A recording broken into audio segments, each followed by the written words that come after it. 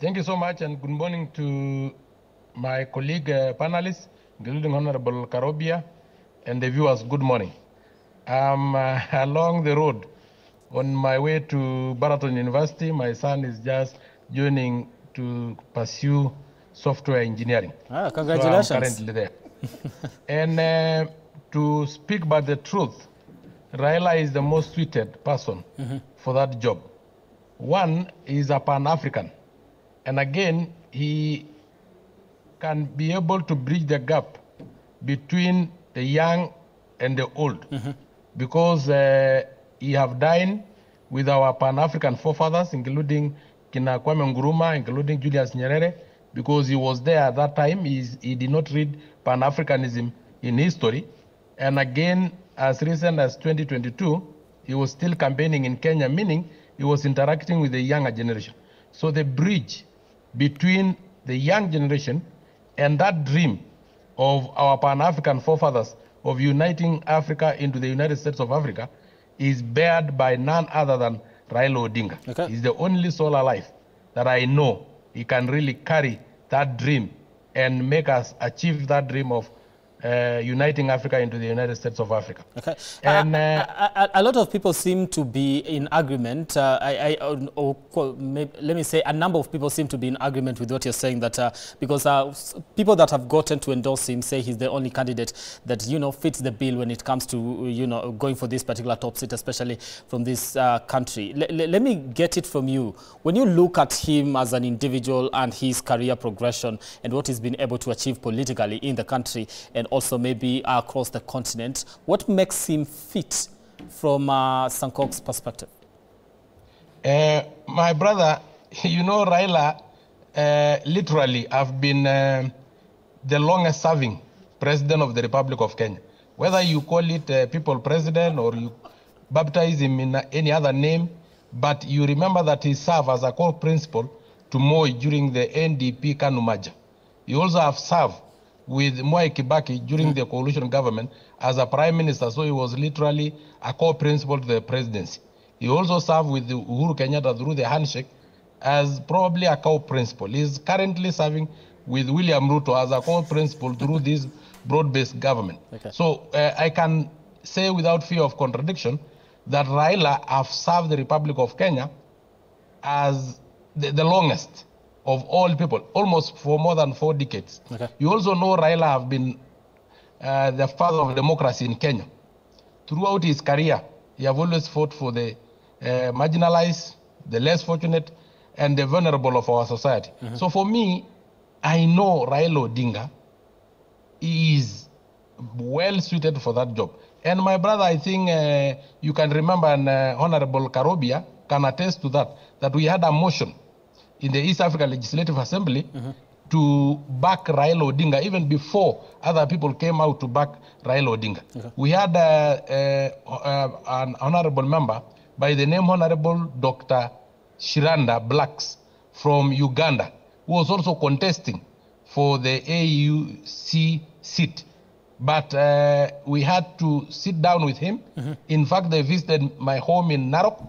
We agreed with him that Raila Odinga is more qualified than him, and that is why he stepped down for His Excellency, the Right Honorable Raila Odinga. Okay. So for us, as not only East Africa, but the whole of Africa, we have all come into agreement that this time round is not only for East Africa, but it is for Raila Odinga. And okay. I can tell you for free, even if Raila Odinga came from South Africa, we will still vote for him if I had the vote. And I'm sure many African heads of state will vote for him irrespective of where he come from. Okay. Now that he have the backing of our president, of the president of the Republic of Kenya, you have the backing of the whole of East Africa, whose time it is now, then I can assure you it is a clear win.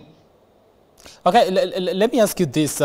You say it's a clear win, but last time, of course, when we were fronting Ambassador Amina Mohammed, we came closer to that, failed with 12 votes. This time round, what are we supposed to do different? Of course, we've gotten the backing of quite a number of nations, but we've not yet gotten to the threshold, which is the 2/3 that we're supposed to get to be able to clinch that particular top seat. When we've already launched the campaign as a nation, led by President William Ruto. During this campaign, what are we supposed to do different to be able to woo these particular nations so that they get to vote for Odinga once we get to February next year? For you to be able to clinch this seat, you need networking, not only from your president, let's say President William Ruto, but networking from all those who can be able to convince and lobby for you. Members of parliament, all politicians, businessmen from East Africa. Since we have settled for Raila Odinga as our candidate, it is our time to lobby in all directions, because you know, heads of states, some of them are family friends to some of the business people that we have, some of the politicians that we are within East Africa. So I think it will go a long way if all of us come together, join hands, reach whoever we can be able to reach in our own individual capacity. Okay. Let us not give this burden to the heads of state. Let us not give this burden to the East Africa Legislative Assembly alone. Even members of parliament from local assemblies like Kenya, Uganda, Tanzania, Burundi, DRC, South Sudan, and the Federal Republic of Somalia, they can also individually, as business people, as members of parliament, members of Senate, individually approach some friends of theirs who are heads of states, and be able to lobby. We will definitely win. You mentioned something to do with the East African Legislative Assembly. Let me get to understand what role you're playing in this particular campaign as Iyala. Of course, you know, now Iyala being a geopolitical assembly, a parliament that is of geopolitics. And Raila Odinga is now moving, graduating from local politics into the geopolitics.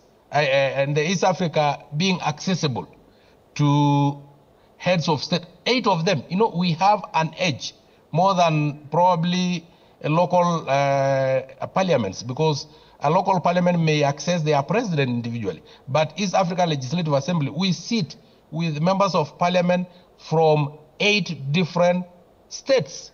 Some of them are friends, relatives to the heads of state of their respective country. So I can say without fear of contradiction that East Africa Legislative Assembly played a greater role for us to be able to settle as East Africa, to settle on Raila Odinga. There were other qualified candidates. There were like His Excellency Jakaya Kikwete and others. But since all of us can be able to approach, sit down in our parliament, talk to our colleagues from United Republic of Tanzania, to convince them that let us settle on this particular candidate. So East Africa Legislative Assembly have played the greater role. That one I have no doubt about. The greatest role. And we will still continue to play, because having been in geopolitics, we can access so many other heads of states apart from heads of states from Kenya. Some of the heads of state, like from Ethiopia, have been approaching the East African Legislative Assembly because they want to join our community, and we access them. So we lobby, and we have been lobbying, and we have done, we have performed to our level best. Okay, thank you so much, Honorable Sankok there. Let me come to you, Honorable Maina. This is the thing. When it comes to doing the right thing and making sure that we get to win this particular, we've already launched the campaign, and according to reports, you're talking about close to 19 nations already supporting Raila Odinga, yet we need about 35 of that. So how do we go about this campaign? Make it different from what we did last time during Amina Mohamed's time, when we were actually fronting her for the same position? I think first I have to recognize the efforts of President William Ruto. He has been very honest with this candidature. We have seen him invest time and resources in the candidature of Kenya through Right Honorable Raila Odinga. That is the first conviction that is needed. You have to be trusted, you have to be believed in by the president of your country. I think that is the strategy. That's the first strategy. The second one is mobilization of the regional heads of state, because the regional head of state, they are the chief executors of a country's foreign policy. Okay. Remember, Pan-Africanism is actually a foreign policy of the African states. So the endorsement that we saw yesterday goes a long way in serving the larger regional strategy of making sure that we galvanize our stronghold. From a political strategic position point of view, you have to have a stronghold. Right now, Raila Odinga has already created East Africa and ring-fenced it as his stronghold. The next bit, from an African point of view, continental politics point of view, I think the best people, the region he needs to talk to is the region on the western bloc, that is the ECOWAS, who are largely the Francophone countries, and the southern countries, the SADC countries, which are largely Anglophone countries. So it's good that we have seen former president of Nigeria, that is President Obasanjo, who sits actually in the panel of the African panel of eminent persons. So I think Raila Odinga can, in his campaign team, can use his networks within the ECOWAS and other African states to secure support from those countries. Okay. But by and large, the fact that he has already been endorsed by the East African region, that gives him a competitive advantage. He now needs to get out and talk to the other regional economic zones or blocks in the western and in the south. All right. Let me ask you, one of the statements that came out from his speech yesterday was about seeing a united Africa, speaking, the same language when it comes to issues to do with development. Of course, he brought about an issue to do with how you need close to, I don't know how many visas for you to be able to travel just across the continent, and saying why do we need that? We need to get to a point where we have the AU visa that allows you to travel in different parts of the continent with just one particular visa, so that it's not very hard, to integrate and something like that. How will he manage to unite this particular continent that seems to be a little bit divided? Of course, there's issues to do with peace and security. When you look at the countries like Congo and Rwanda, do not see, speak the same language at this particular moment, have been at loggerheads, different nations across the continent. How do we get to unite all these particular nations, and what kind of work awaits him as he seeks to have a united Africa? I think the question of uniting Africa is critical. And it is good to acknowledge that in politics and in organizations like the one that we are sending Baba to head, the question is interest. It is important that as he goes to these seats, what are the interests of these various countries? What are the sources? Because these interests, which are not met, become rather the source of the conflicts. So that is what he may need to understand. And I believe, given what even other colleagues and other people have said elsewhere, Raila is not new to Africa. I think, compared even to our gracious lady, Miss Amina, who tried to run for this seat, you cannot compare the political entrenchment, the networks that Raila enjoys in all parts of Africa, the SADC, the ECOWAS.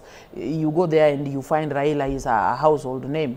And that gives him a platform. Now, using those networks, using those inroads, he needs to critically understand what are the sources of this conflict, what is at stake. When it comes to the question of hindering businesses, what can we do? He has to come with these offers and intelligently weigh them, so that by the end of the day, every other stakeholder feels part and they feel they have won something. You cannot allow goods from Tanzania to come into Kenya, and you restrict goods from Kenya to flow into Tanzania. Likewise, you cannot allow people to move into Uganda freely and restrict people from Uganda to come to Kenya. You know, so those restrictions, they must be understood, and we must create ways of handling them so that the African feel we are a family. I think this is the task that Raila has. Is it a hard one? And yes, it is, because sometimes, you know, people get pretty selfish, and sometimes people get also pretty proud, you know, like, you know, Kenya, within even just the East African community, we've been seen as a leader in terms of development and even our political dynamics and all this, education and all that.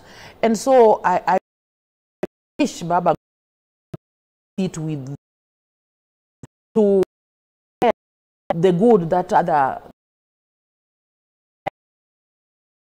them look like, and also the other nations operations, because the issues of equity, inclusivity, and transparency, plus security for everyone. These are fundamental issues for everybody. And therefore, this is the hard task that Baba has to really rise to the occasion to offer to the African nations. And that way, we will have a united Africa. Let me stop you there, because I want us to take a look at this particular video, then come back a little bit and comment on it as we wrap up on this conversation, because we're totally running out of time. Kasa, thank you so much. Yes, do we have that particular video ready so that we take a look at what is going to cost the taxpayer? Raila Odinga is now transitioning from his long-standing role as the leader of the opposition to assume a new title, Kenya's official candidate for the African Union chairmanship. The campaign is set to be officially launched next week. You cannot be the Kenya government's candidate for the position of AUC chair, and at the same time, you are the leader of the opposition. It doesn't happen that way. The government has been discreet about the cost of funding Odinga's campaign, which comes after his announcement to stay back from local politics. It will also require substantial resources, because you are traversing the continent, a continent of 55 countries and a population of 1.4 billion people. So definitely it is not a walk in the park, and Kenya is ready to walk this journey. 24 land plans get over 5 billion Kenya shillings for Odinga's bid, a figure 10 times greater than what Amina Mohamed's campaign cost in 2020. We need not ask where the funds are going to come from. They are going to come from the kitty, the national kitty. In my country, they are the real costs, and then there are other costs. The other costs. So it's going to be some billions, regardless that we get it or we don't. But let it be very transparent. Let it not be a rain-making opportunity where they say, let's front our candidate, whether they lose or win, we don't mind, because people will be sorted out. According to political pundits, an Odinga victory at the AU would solidify President Ruto's chances of re-election in 2027, while a loss could jeopardize those prospects. Odinga will be facing 3 other candidates in the race to succeed Musa Faki, whose term is ending. The 3 are Mahmoud Ali Yusuf of Djibouti, Richard of Madagascar, Anil Gayan of Mauritius. Baba is a schemer. It should not surprise me to see Baba and his people in government trooping out at some point and saying, we went in to try to rescue this man, but we have found that this man is beyond redemption, and so we are pulling out. Joel Chacha, K24 TV, Nairobi. All right, that's a report by Joel Chacha, my colleague here. And Honorable Sankok, I want to start with you. I'm running out of time, but I'm giving you a few minutes to comment on this one. For more than 5 billion Kenya shillings to fund this particular campaign. Return on investments?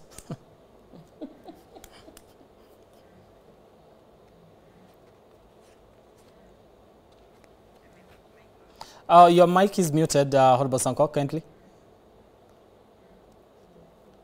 Honorable Sankok, I can't hear you because I think your mic is muted. Not yet. Okay, so let me ask you as we try to fix your mic. Return on investment, quickly. I think return on investment is just like the way we had discussed here earlier, that for us, charity begins at home, and we expect that Raila Odinga, we invest in his candidature. Once he wins this seat, we expect that he will bring to us, because investors who would want to come to Africa, their first contact will be him. We expect that he is going to bring these investors to our country and in our region of the East Africa. Okay. Remember, from a political point of view and from my experience, those people who believe in you, those are the people that you consider in terms of the opportunities that come. Already the Kenyan state has believed in him. The East African region has believed in him. We expect that once he clinches this seat, his first contact of investors must be trooped to us. Okay. As a country and also as a region. Right. So I think we cannot quantify right now in as much as how much do we expect as return on investment. You know, when you're investing money somewhere. Is it going to be more than 5 billion that you're going to spend on him? Yeah, of course I expect that. When I speak that he needs to really push the Grand Inga Dam in DRC Congo, that dam costed at approximately $80 billion US. Okay. So honestly, if you are to calculate, that is even more than the 5 billion that we are talking of in Kenyan shillings. Okay, Honorable Sankok, I believe we can hear you now. Kindly, a few minutes on this particular conversation as far as the amount that is going to cost us to fund Raila Odinga's campaign, and the reports indicating that it will be more than 5 billion Kenyan shillings. Okay, I hope you are hearing me. Yes, I can hear you. Yes, I am answering your first question of whether Baba is able to unite Africa in the background of the civil wars and infighting. I can assure you that the past is the mirror to reflect into the future. If Baba was able to make peace with Daniel Torricha Arab Moi, who jailed him for 9 years, I can assure you Baba can make peace anywhere within our continent, whether there is war or not. If Baba was able to make peace with Mwai Kibaki, if Baba was able to make peace with Uhuru Kenyatta, who they had abused each other left and right, Baba had a miracle of making peace even with William Ruto. I am sure Baba still possesses that ability to have a miracle of making peace in DRC, in any place, in any part of Africa that is fighting. So Baba have that key of making peace where you think there is no peace. Okay. And on your last question of how much will be spent for us to be able to clinch this seat, my brother, I think we are not now thinking about money. We are thinking about Raila Odinga clinching this seat, not for his own, but for us to have the United States of Africa. Okay. For us as Pan-African, those who believe in Pan-Africanism. Okay. That is our mission. All right. That is our goal. Okay. We don't care how much we'll spend. Okay. So as Sankok says, we don't care how much we'll spend, more than 5 billion shillings, but return on investment, they say it's going to be great. Conversation that we need to have as a nation. And you mentioned something to do with able to unite and, you know, greet people and make peace. So this is not called the enigma for nothing. 1 minute as we wind up. Yes, I think money has to be spent. Like I remember even when Miss Amina Rain, the record holds it that the government spent about 3.5 million US dollars. And so even now there will be money spent.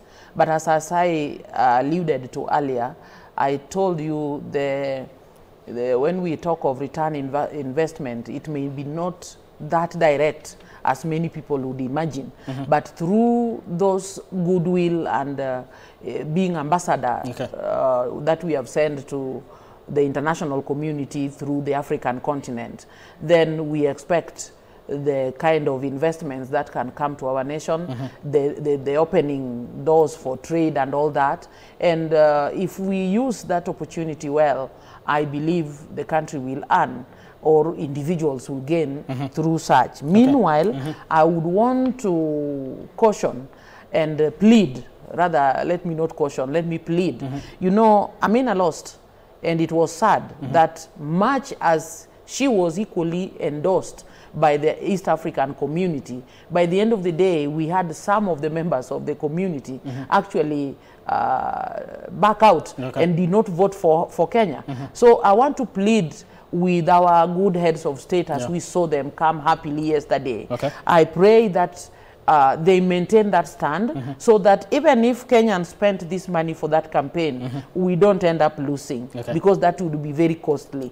Please, Your Excellency the President, William Ruto, and Right Honorable Raila Odinga, kindly do it such that we maintain the tempo, that the votes that we already have in the name of East African community, none of them slips out. The SADC does not abstain. 15 member states abstained the last time, and nobody from the ECOWAS.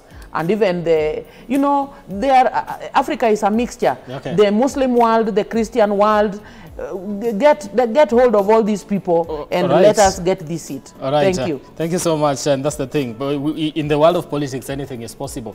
People change their mind the last minute, so you really have to find a way to balance that and just make sure that you do not get to lose whatever you've bagged. That's the thing. All right, Honorable Pamela Odhiambo, former women representative, Migori, thank you so much for making time for this conversation here this morning. Honorable Maina Karobia, of course, Member of Parliament, East African Legislative Assembly, thank you so much for coming. And of course, joining us via Google Meet, that is Honorable David Sankok, Member of Parliament, East African Legislative Assembly. And Honorable Sankok, congratulations to your son who is joining school at this particular moment, and I wish him the very best. Yes. That does it for us here on New Dawn. Thank you so much for tuning in and trusting us to have a conversation that shapes the agenda of the nation. My name is Brian Amuai. Do have yourselves a lovely morning.